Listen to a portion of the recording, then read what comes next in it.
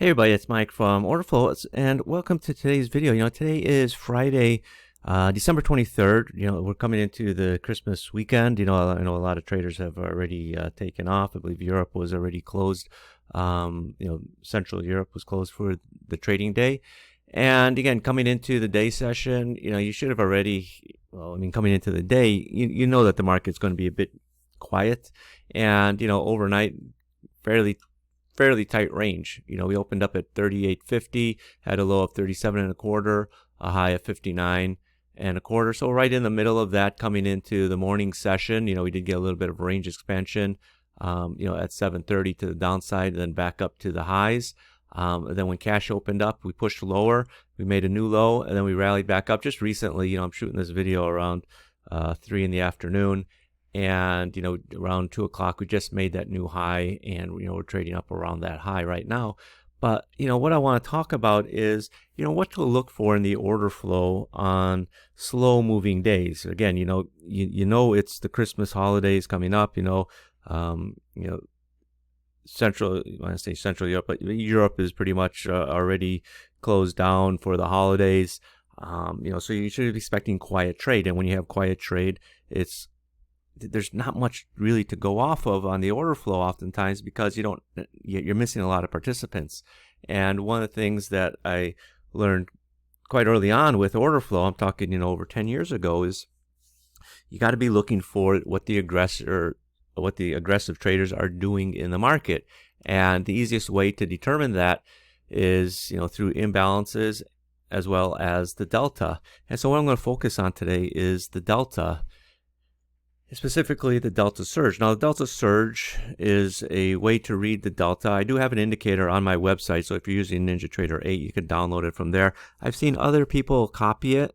They use the same name, but they're sort of missing out how to use it in context, right? They're just sort of taking the sequence of delta and applying it everywhere. Well, there's a little bit of nuance to it, okay? And with anything with order flow, right, you got to take it in context of market structure, not just take every time there's a buying surge or a selling surge. And basically all a surge is, it's really simple. What you have is, you got the one bar here that's positive, delta. You're looking at the delta. And then it's negative, more negative, more negative. Now there's a little bit more to it, because I've seen people basically just sort of take that, and anytime you have 3 negative deltas that are growing or 3 positive deltas that are growing in a row, calling it a surge, when it's really not. There's a relationship between the way that the surge grows. And it's unfortunate, everyone thinks that they're going to take my idea and sell it. I've seen people take these, the surge, and they're selling it in their software. It's like, why? It's free.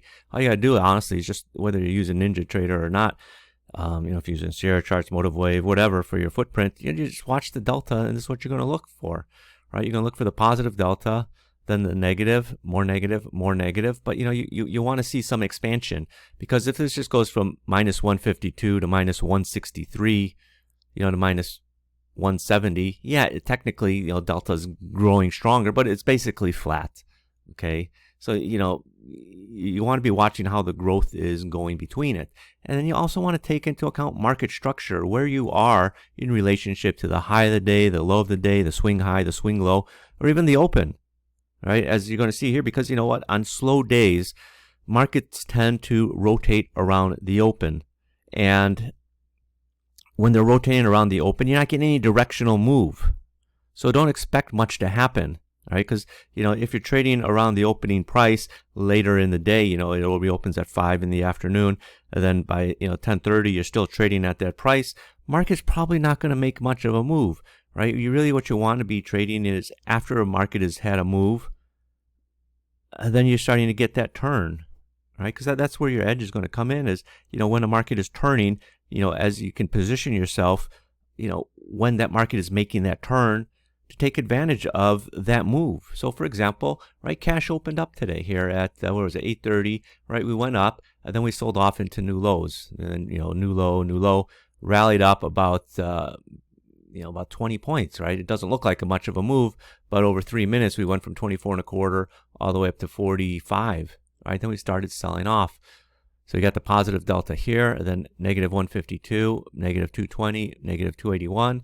And again, the market sold off basically from 32 all the way, very quickly down to 25, 26. And then it sort of went sideways before we made this new low down to 21. But, realistically, your move that you could have caught is somewhere between 32 and 25, 26. Right? So that's like, 7-point move. Okay, then, we started seeing some more, fluctuation, after right at 9 o'clock. We had some data come out. And then this line right here, 38.50, this is the opening price, right? Now there's an indicator on Ninja Trader. That's a free indicator on Ninja Trader. It's got nothing to do with my software. You just open up your charts, you scroll through your indicators, you find it here. It's called current day open high low. I like to use that because it gives me reference of where we're trading relative to the high, the low, and more importantly, where we open. And, people say, well, isn't the previous day's close more important? Well, honestly, we only close for an hour, and generally we're going to open right around where we close anyway. I treat the opening price just as important as the previous day's close, because oftentimes it's right around the same level. Okay, so where am I here? Okay, so 38.50 is the open, and still keeping an eye on delta. Okay, so if you're just again looking at sort of the raw numbers in delta, so you got this positive delta. Now again, remember 38.50 is the open. And then minus 168, minus 179, minus 699. And this is where a lot of the people that are trying to copy the delta surge in their tools sort of make this mistake, because they just see, well, it went from negative 168 to negative 179. So it grew. And then minus 699. This isn't enough growth, right? Minus 168 to minus 179.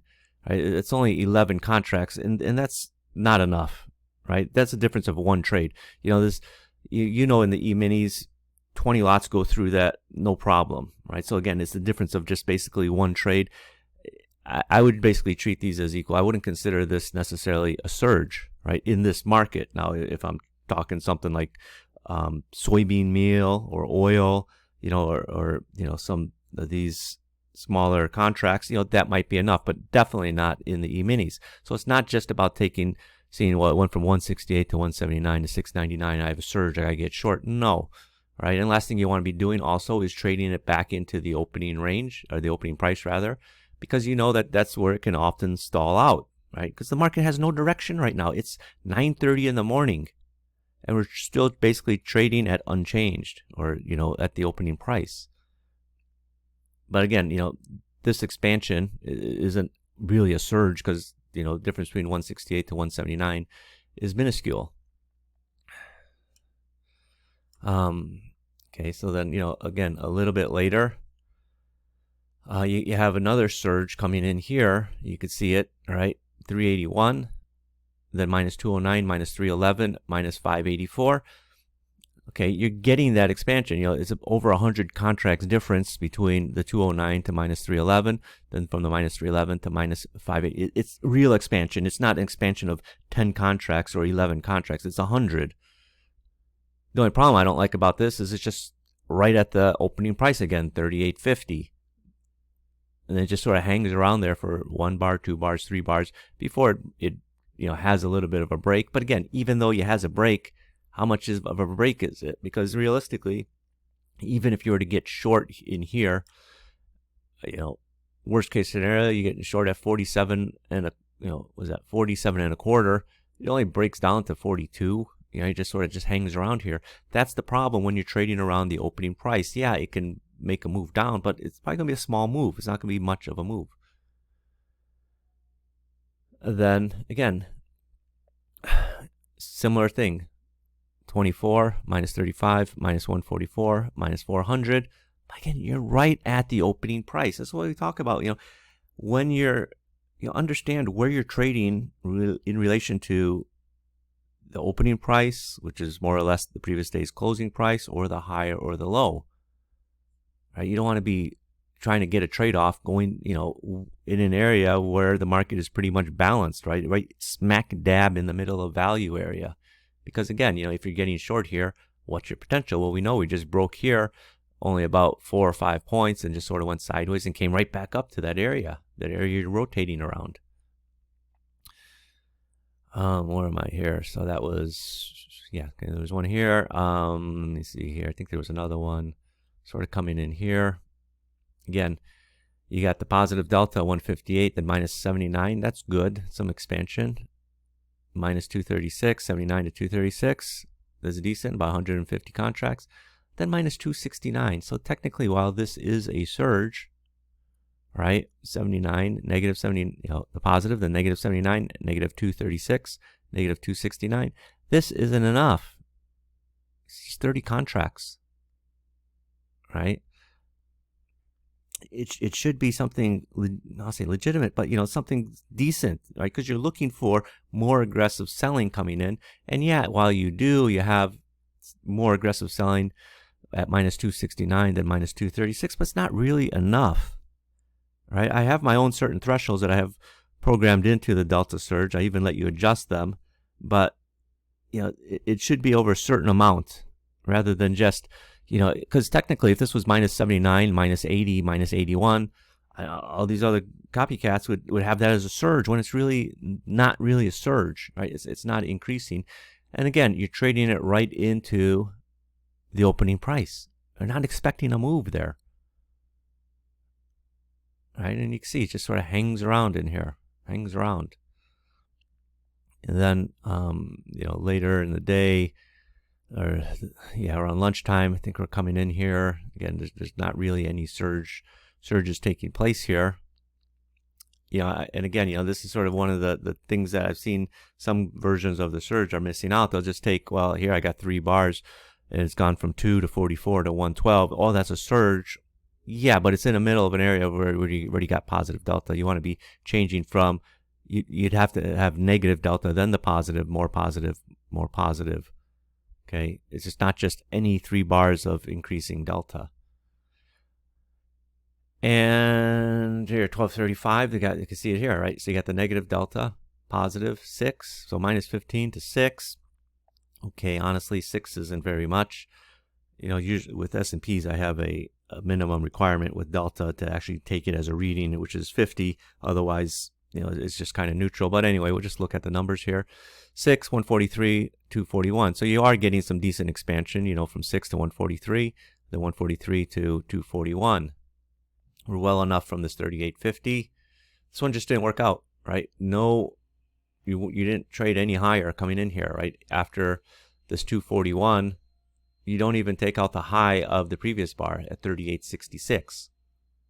Right, so again, even though you're using the surge, it's not like something you're going to be blindly buying or selling. You still want to see that price action. So if it's not there, there's absolutely no reason to take the trade. Even if you took the trade, okay, fine, you should be stopped out pretty quick. Market eventually started falling down. Then again, you're getting a decent surge here, so it's positive. 39, then minus 86, minus 124, minus 192. People say, well, that's not much. It's a difference of 40 contracts here and a difference of about 50 contracts here. Again, at this point, we're not trading thousands of contracts in a bar. This is only 860. This is 1,040. This is 1378. And the change in delta is about, what is that, 40? It's close to about 50% increase here. And in here, 124 to 192, what is that, about, I don't know, 30, I don't want to do the math in my head, but it's at least over 30% increase. So it's decent. It's not like a 5% or 10%. And then this one had a nice sell-off. Again, it's coming into this area, 38.59. This bar proved it right really quick, all the way down to 51 3/4. Then it sort of traded back up. But this is the type of move that you're looking for. I do know I got this open here at 38.50. We're well enough away that I could get short into it. We're about 10 points away. But again, a quick 7-point move in a minute.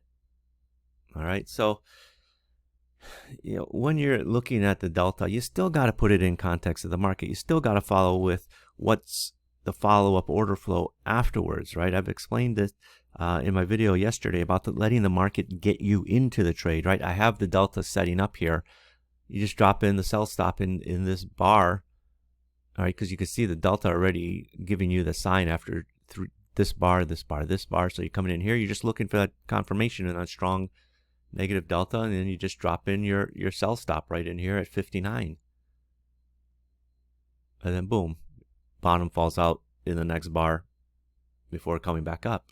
Okay, that's the whole concept of the surge. It's not just, oh, I've got positive, more positive, more positive. You gotta let the market take you in, right? You gotta let the market continue showing you that bullish order flow. If you're not seeing it, then the move's not going to happen, right? And then you still got to take into context of, well, where we're trading, right? If I'm shorting this surge from 59, I'm not looking to move to get all the way through 50, all the way down to, you know, the low 40s, because I know that this is the opening price. If we're going to trade back around it, we're probably going to rotate just as we did earlier on those other surges, right? Again, you know, even though these are surges, it's not surges I want to be trading, because we're trading in the middle of, you know, a value, right? Basically right in here. Okay, so again, you know, understand market context. You use an order flow. Order flow is just a tool, right? It's not an indicator by itself, but it's a tool that you want to be using together with market structure, market context, price action.